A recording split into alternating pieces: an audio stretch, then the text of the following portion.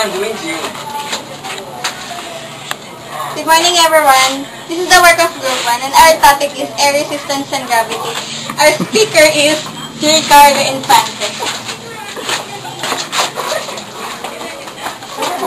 Hi, I'm JC, and the topic for today is air resistance and gravity.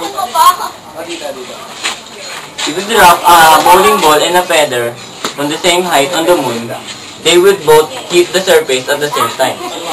All objects dropped on Earth are attracted to Earth with the same acceleration. But on Earth, a bowling ball and a feather would not hit the ground at the same time. Air resistance slowed the feather. There is a question here. How does the air resistance affect the dropping time of the feather and the bowling ball?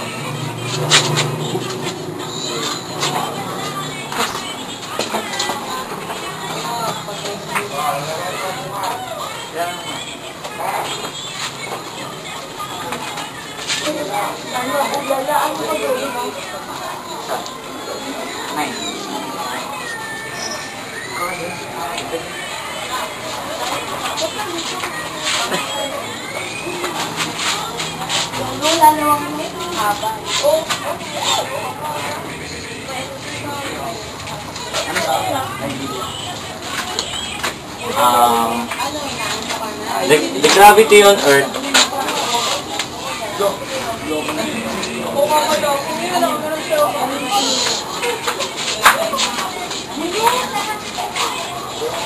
is different from the gravity from the moon.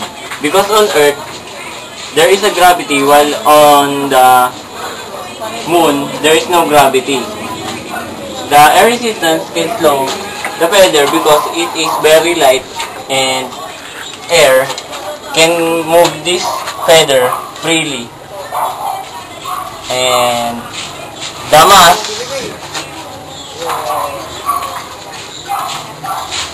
of the object can affect the dropping point of the object, because when the air resistance and when a mass is bigger,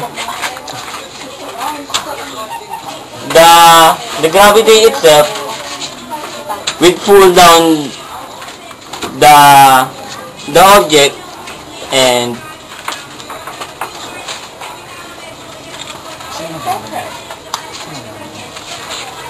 here's the gravity, and here is the air resistance.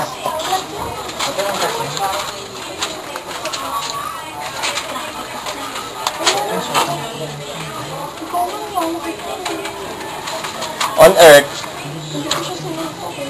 this is how the gravity affects the object.